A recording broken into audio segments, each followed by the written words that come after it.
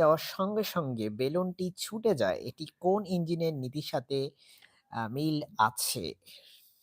উত্তর হচ্ছে rocket engine. ১২তম বিসিএসে আসা প্রশ্ন, নিউটনের তৃতীয় সূত্র ইউজ করে। বিমান ও রকেট চলার মধ্যে মূল পার্থক্য কি? উত্তর হচ্ছে গ, রকেট চলার জন্য বাতাসের দরকার হয় না, কিন্তু বিমান সম্পূর্ণভাবে বাতাস নির্ভর। আসলে রকেট যেটা করে নিচের দিকে, সে হচ্ছে গ্যাসকে প্রচন্ড জোরে নিক্ষিপ্ত করে, এতে রকেট নিউটনের তৃতীয় সূত্র অনুযায়ী উপরের দিকে ভো করে উঠতে থাকে। A rocket flying to the moon does not need wings because space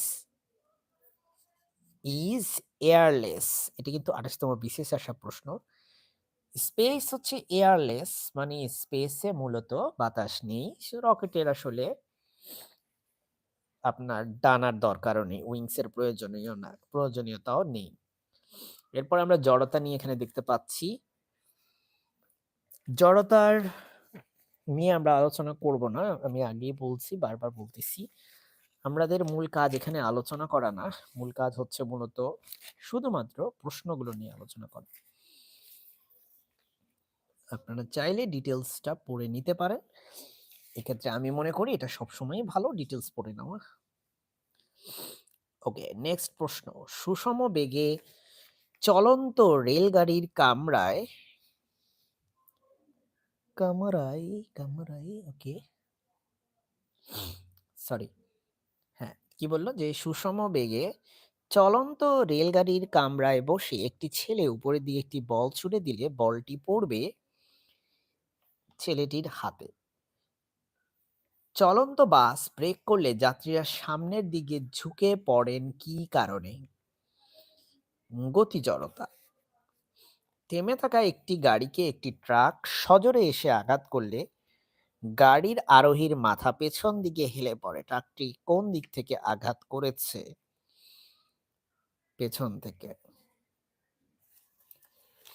এরপরে বল নিয়ে দেখতে পাচ্ছেন, একটু আলোচনা এখানে আছে বল নিয়ে, আপনারা চাইলে পড়ে নিতে পারেন।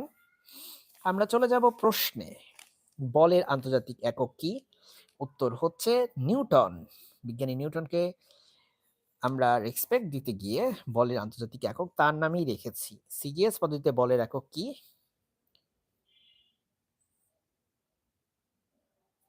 উত্তর হচ্ছে ডাইন।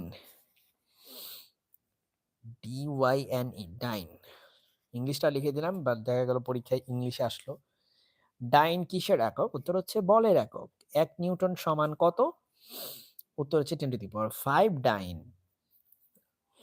কোনটি বলের একক নয়? জুল কিন্তু বলের একক নয়, কারণ জুল হচ্ছে শক্তির একক বা কাজের একক। 1 KG force is equal to 9.8 Newton. কিভাবে ক্যালকুলেশন করা হয়েছে সেটা এখানে দেখতে পাচ্ছেন আশা করা যায়। এবার আমরা পরের পৃষ্ঠায় চলে যাচ্ছি। ১০০ কেজি ভরের উপর কত বল প্রয়োগ করলে ৫ মিটার পার সেন্টিমিটার স্কয়ার ত্বরণ তৈরি করবে? এটার জন্য আপনি এই সূত্র ইউজ করবেন, F = ma। সেখানে m এর মান দেওয়া আছে ১০০ কেজি, এর মান হচ্ছে এই যে, সেখান থেকে আপনি ১০০ সাথে ৫ গুণ করলে সহজেই ৫০০ নিউটন পেয়ে যাবেন। পরবর্তী প্রশ্ন। সহসা দরজা খুলতে চাইলে দরজায় কোথায় বল প্রয়োগ করা উচিত? উত্তর হচ্ছে কবজার বিপরীত প্রান্তে, কারণ তাতে টর্ক ম্যাক্সিমাম হয়। ম্যাক্সিমাম টর্ক যদি আপনি তৈরি করতে চান, দরজার ঠিক বিপরীত প্রান্তে আপনি অ্যাপ্লাই করবেন। এর পরের প্রশ্ন, এটা আমি আপনাদের হাতেই ছেড়ে দিচ্ছি, কারণ এটা হচ্ছে একটু ব্যাখ্যামূলক প্রশ্ন। আপনি চাইলে যারা ফিজিক্সে পড়ছেন বা মানে যারা সায়েন্সে পড়ছেন তারা সবাই তো এমনি পারবেন, S = UT + ½ ET স্কয়ার। কিন্তু যারা সায়েন্সে পড়েনি তাদের জন্য একটু বলি।